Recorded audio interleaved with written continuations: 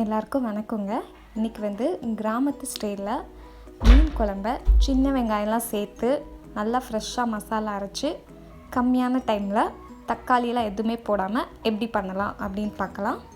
First ஒரு mixie ஜாரில் 2 teaspoon சீரகம் எடுத்துக்கோங்க. அப்புறம் 7 வந்து காஞ்ச மிளகாய் 7, அப்புறம் காஷ்மீர் ரெட் சில்லி ஒரு 6 சேர்த்துக்கிறேன். உங்கள்கிட்ட காஷ்மீர் ரெட் சில்லி இல்லை அப்படின்னா ஒரு 8 காஞ்ச மிளகா சேர்த்துக்கோங்க. சேர்த்துட்டு இதை ஃபஸ்ட்டு தண்ணி ஊற்றாமல் நல்லா அந்த மாதிரி அரைச்சிக்கோங்க. அதுக்கப்புறமா கொஞ்சமாக தண்ணி ஊற்றி நல்லா பேஸ்ட்டாக அரைச்சிக்கோங்க. குறையாக இருக்கக்கூடாது, நல்லா பேஸ்ட்டாக இருக்கணும், இந்த மாதிரி இருக்கணும். இதை வந்து இப்போ தனியாக ஒரு பவுலுக்கு எடுத்து வச்சிடலாம்.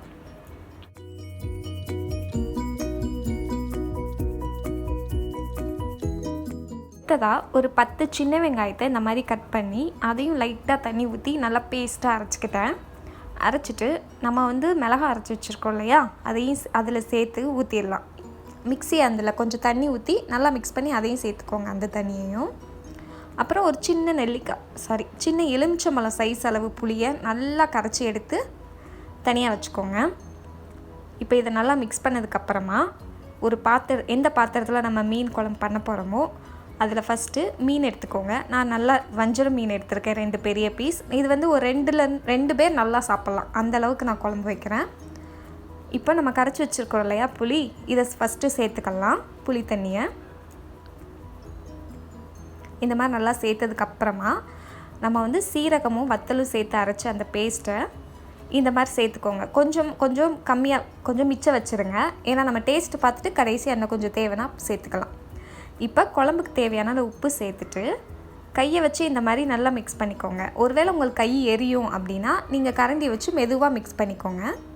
இப்போ ஒரு 1/4 டீஸ்பூன் அளவு மஞ்சப்பொடி, ரொம்ப மஞ்சப்பொடி சேர்க்கக்கூடாது, கம்மியாக தான் சேர்க்கணும்.